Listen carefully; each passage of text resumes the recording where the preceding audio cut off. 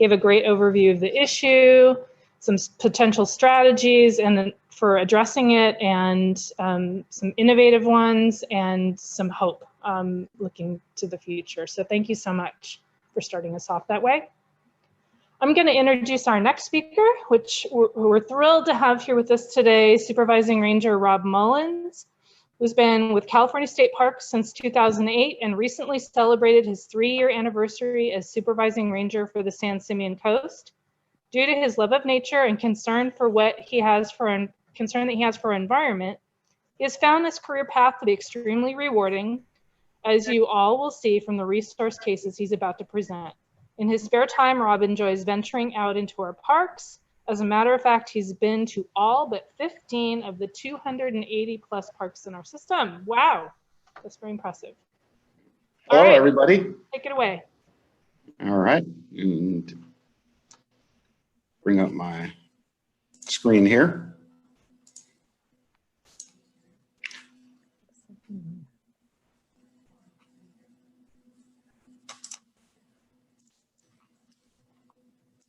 Hello, everybody. Today, I'll be talking about our collaborative efforts in curbing coastal resource crimes on land, sand, and surf, and our collaborating agencies and organizations that we work with are varied, as you can see. Predominantly, we work with California Fish and Wildlife a lot on our coastal cases, as well as with NOAA, National Oceanic and Atmospheric Administration, and also local agencies like sheriffs and local CHP, CAL FIRE, etc. Just a brief overview of the park. I'm the supervising ranger at San Simeon State Park, and we preserve more than 20 miles of coastline, and it's located 35 miles north of San Luis Obispo along Highway 1. And also, many of you have heard of Hearst Castle. That's also in our district. And on land, you could see our bluffs. We have some beautiful wildflower displays in the spring. Predominantly, it's coastal bluffs that we patrol. And here we have an article from the New York Times where poachers stockpile tiny and cute succulents worth $600,000. Oh my God. So we have these plants called Dudlia that grow within the park. And according to this article, 3 men were charged after they attempted to export more than $600,000 worth of wild succulents. And they were South Korean nationals that arrived to LA in October of 2018 with plans to harvest the plants. And if you can see from the image, there are a lot of plants there. And they're known to harvest these wild plants and export them to Asia, where they're sold on the black market. And they're extremely valuable, as you can see, $600,000 worth. And the boom and demand also has something to do with social media, people wanting to display them online, and the fact that succulents are actually pretty hardy plants. You can pull them out of the ground and ship them across the world and still be able to survive once they get to their destination. And here's an up-close view of one. And this is California Fish and Wildlife, one of the departments we work with. Now, this case happened down in Southern California, but it's also hit close to home. It's a succulent perennial plant. It ranges from Northern California all the way down to Mexico. And interesting, I found that it's named after William Russell Dudley, the first head of botany at the Department of Stanford University. And you could see here, we have a variety of Dudlia that grow within the park, approximately 8 different species. And you can see a few of them there. And then they have these beautiful little flowers that grow on them as well. One of our coastal bluffs. And to the trained eye, I could see them pretty well, but they do blend in. As a matter of fact, in this image, Can you spot where they are? They blend in pretty well. And as you can see from the circled items there are a lot of them that grow within the park. So as I said, we had a case within our park dealing with this, and this was this year. This happened back in April, and basically a warden with Fish and Wildlife wanted a backup officer for some abalone poaching at Arroyo de la Cruz within her San Simeon State Park. As the ranger went out to meet the warden on the Bluff Trail, he was notified that the vehicle in the parking lot had been stolen. And he also observed that there were 2 people harvesting the Dudlia plants from our coastal bluffs. After detaining both the suspects with the warden's assistance in our collaborative effort that I mentioned previously, CHP also showed up for the stolen vehicle aspect, and the suspects were cited for multiple crimes, including possession of stolen property, possession of a controlled substance, and also for collecting Dudlia in the state park, protected plants. And there is a happy ending to this in that these plants, because they are so hardy, they were replanted successfully within the park. And here you can see, it's not as much as the article in the New York Times, but you add it up, people start picking these off. You know, we could definitely run out of them before you know it. So now we'll be moving to the sand. We've been up on the coastal bluffs. Now we're down on the sand, and you can see down on the beach there are our beautiful northern elephant seals. And they're one of 2 elephant seal species. The largest is the southern, but these animals still are rather large. They're named for their large proboscis, elephant-like proboscis on the males. And beginning in the 18th century, they were hunted extensively. There was maybe 20 to 40 individuals left. And it's amazing that they survived at all, but we're very happy that we have a productive breeding program. And they also, they weren't even seen in on our park until 1990. And now we have a larger breeding population than our park north of us at Año Nuevo that is well known for having elephant seals. So these elephant seals are very charismatic creatures, and they draw a lot of people to our area, including some celebrities. We had Brie Larson from the Captain Marvel movie series. She was visiting in her camper van in San Simeon earlier this year. We also had actor Sean Penn. He was out on the bluff looking at the elephant seals off Highway 1. They were doing some filming, as you can see. We also had a survivalist from the show Naked and Afraid that's on the Discovery Channel. And this particular person was using his social media account to go on a business endeavor of his own, separate from the Naked and Afraid series.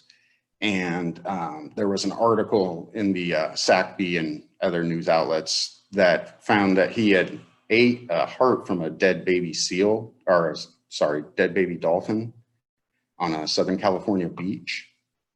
And this kind of tied in with our collaborative efforts, although this wasn't on our beach. He also had some videos posted from our beach. And basically what he had been doing was taking video at this location.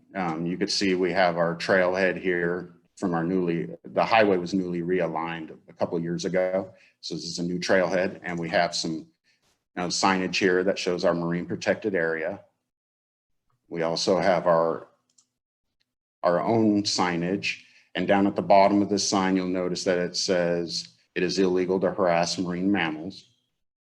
So we have plenty of signage to tell you that you're not to be harassing these animals.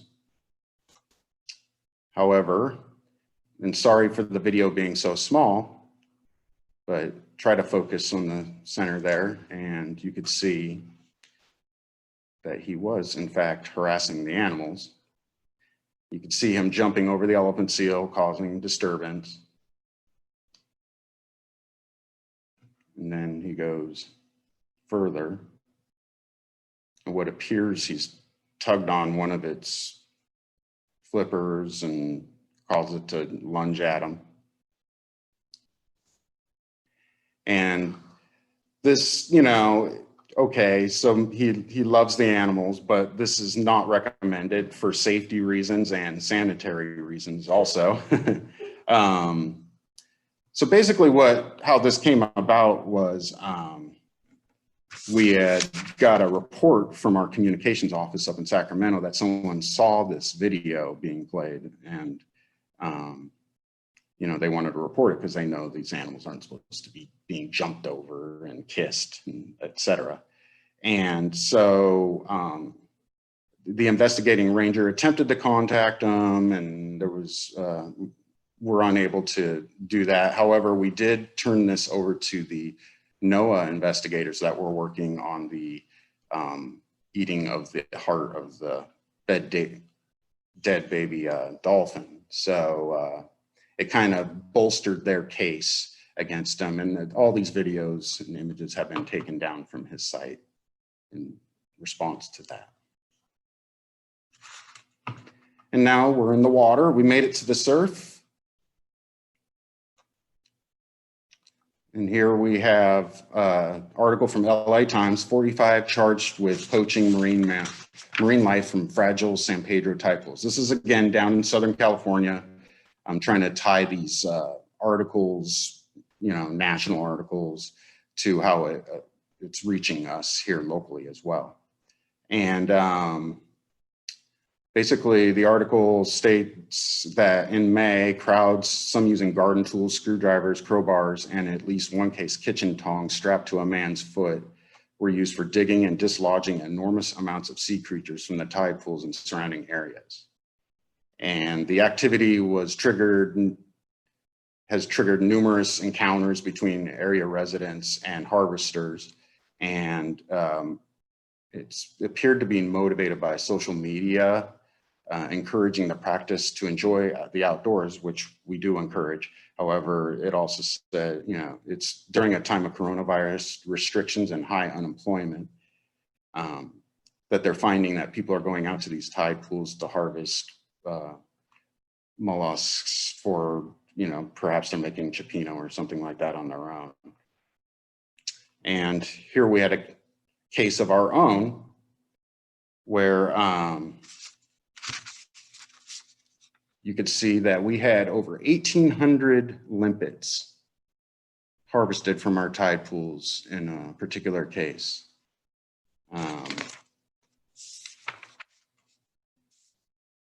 Basically, we got a call from the Coast Guard, another one of our collaborative effort agencies we work with. There was someone that was missing in their kayak overnight.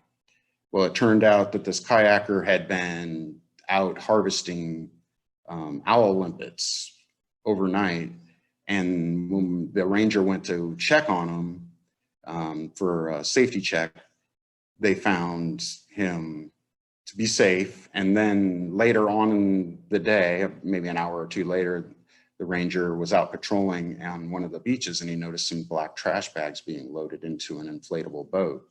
So he went back over to the ramp where he originally contacted that individual earlier in the day and found that he had 52 times the legal bag limit for these particular animals.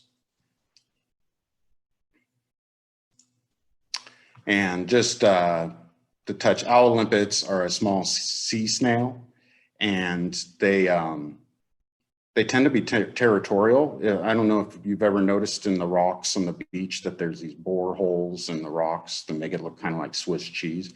Well, these limpets can burrow into these rocks, creating their little home while they also eat algae.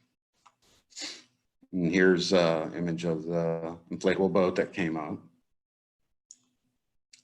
And some of the tools, as we call in law enforcement, these are called clues. You know, we have pry tools, a hammer, and some gloves. But as I said before, this was 52 times the legal bag limit, and he was cited for this.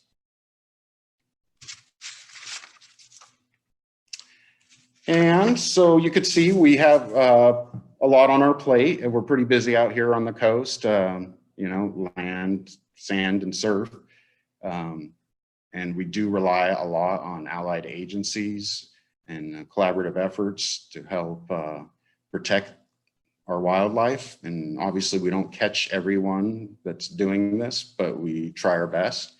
And we find also as a collaborative effort is the public. For instance, in the case of the gentleman jumping over the elephant seal on social media, we had a report of that from the public. So we rely on the public heavily to be extra eyes out there for us and to report things as they see them so we can address them as they're happening.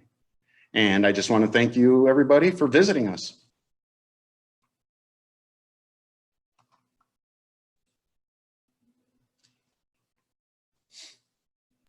All right, well, there's some questions for you, Rob. So we have a question about where was the specific location of the Olympic tape?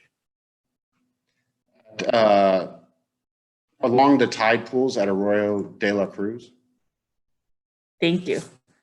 And then another question is, how likely do we think people are to know what constitutes harassment if they only read a sign? We do have other signage out there and messaging. I also work with a group, of Elephant Seal Advisory Group, and we come up with creative ways, working with the Friends of the Elephant Seals to get the message out to the public. Oftentimes before the elephant seal breeding season, which is coming up, we'll do a public service announcement, either on the news or on our website. So there's a lot of information out there. And then just us being out there and educating, that's a huge part of our job, is being educators. And there's spirit of the law and letter of the law. And depending on the circumstances, we can exercise the spirit of the law, where we contact people and tell them what they're doing is illegal and why that is the case, and try to get a sense if that corrects the behavior or if more action is needed. Okay, we have a question about who do we contact first if we see the public breaking the law? In our case, you could call 911. It seems kind of odd to call 911 for such things, but it gets directed through the CHP dispatch down to our dispatch center, and then it's routed to us via the radio. Next question, what's the status of drone regulations in California state parks? We all have signage. Going back to our signage at the new trailhead for the Olympic case, or I'm sorry, the elephant seal case, there is signage there that says no drone zone. And we're also working on getting our parks mapped to where it can show on a drone app that they're not allowed to fly in the park, because it does disturb wildlife amongst other people also. Thank you, Rob. We have a comment from John Ugaritz of California Department of Fish and Wildlife, who also reminds us to call CalTIP hotline when you see wildlife violations. Yes. That helps us document, and it helps CDFW deploy resources in the areas that really need it. So make sure to use CalTIP, and Jenna just put the contact in there. We have a question from Sally. She says that she has observed some extreme low tides this week and did not see any wardens or rangers monitoring the intertidal zone. believes that during these negative low tides, that there should be some enforcement present. I agree. And, you know, as it goes, we have a limited amount of officers.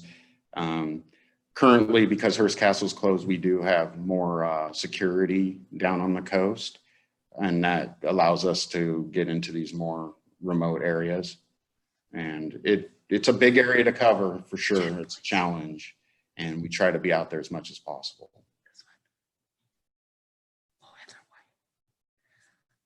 We have another question from Jen. She says, with the increase in people being outside with COVID, will you have extra officers out during the seal breeding season? There is no planned saturation patrol for this particular time of year. However, it is in the forefront of our minds and patrols during this time, and spend extra time out there. And we're also looking for breaches in the fence line to keep the elephant seals on the beach side of the highway. And yeah, we do, with our current staffing, increase our patrols in elephant seal concentrated areas. However, we don't have any extra bodies for the season. Rob, another question. Are the penalties for these crimes steep enough to discourage folks? They can be pretty expensive. I think because of the remoteness a lot of the time, or sometimes the herd mentality, people feel they're safe and they're going to get away with it. Or they don't realize that, you know, they may realize they're doing something wrong, but they don't realize how it can affect the whole ecosystem, and they might be surprised by some of the penalty costs as well. Will video footage suffice as evidence for harassment? Yeah, video does help. If anybody can get a good video and we're able to ID the suspect. That's the other caveat to this. We don't recommend that the public confront any would-be lawbreakers for obvious reasons, you know, being safe and on top of COVID, you know, their personal safety. Sometimes people can get pretty offended if they're being recorded and told what to do by non-law enforcement. So your best bet, again, is to call 911 or, as previously mentioned, CalTIP.